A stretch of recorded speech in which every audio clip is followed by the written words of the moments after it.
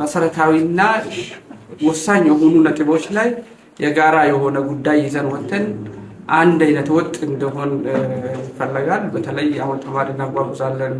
የትራንስፖርት ጉዳይ ታውቃላችሁ። ሾፌሮች ስነ ምግባር በጣም የተለያየ አይነት ስነ ምግባር የነበረ ነው። ባለፈው ከነበረንም ልምድ አንጻር ይህን ማኔጅ አድርጎ መምራት ከኛ ይጠበቃል። ይሄ ኃይል አሁን ወደ 6400 ምናምን ተማሪ ነው የሚናጓጉዘው።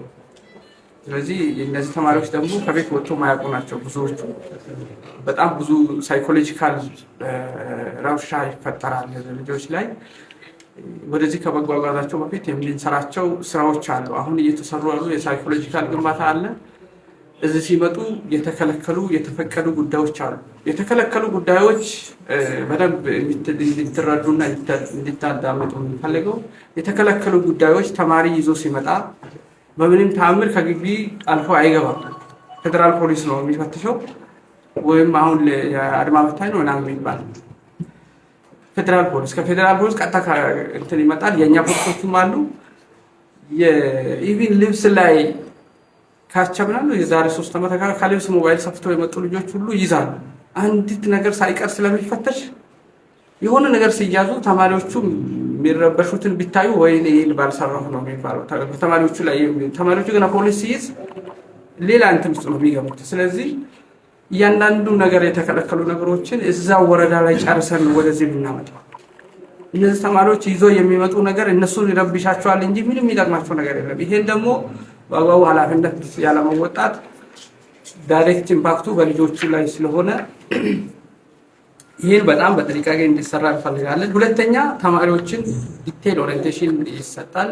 ሳይኮሎጂካል ግንባታ ይደረጋል። መኪኖች አጅበው ያመጣሉ። በፓትሮል ነው የሚታጀበው። ከፍጥነት በላይ መኪና መንዳት አይፈቀድም። አስቡት፣ በጣም ብዙ ህፃናት በአንድ መኪና ይዞ ሲመጣ የሆነ ነገር ካል ቢገጥ ሊፈጠር የሚችለውን ነገር ማሰብ ቀላል ነው። ስለዚህ እያንዳንዱ መኪና ስፒዳቸውን ቀንሰው በፖሊስ ታጅበው መጥቶ ተማሪዎች ይገባሉ። ሲወጡም ፖሊስ አጅበው ይመልሳቸዋል ማለት ነው። ስለዚህ ይሄን ስራ የምንመራው በክልልም በዞንም ግብረ ኃይል አለው። ይሄን የሚመራ በተለይ የትራንስፖርቱን ፓርት በበላይነት የመኪና ማዘጋጀት፣ ከማህበራት ጋር ያለውን ጉዳይ መጨረስ፣ መኪኖች ሹፌሮችን ኦሪየንቴሽን መስጠት፣ እነዚህ ከትራንስፖርትና መንገድ ዘርፍ በበላይነት የሚወስዱት ሆኖ የጸጥታውን ፓርት ግን ጸጥታ ነው የሚመራው። ፖሊስ አዛዥና ጸጥታ ነው የሚመራው።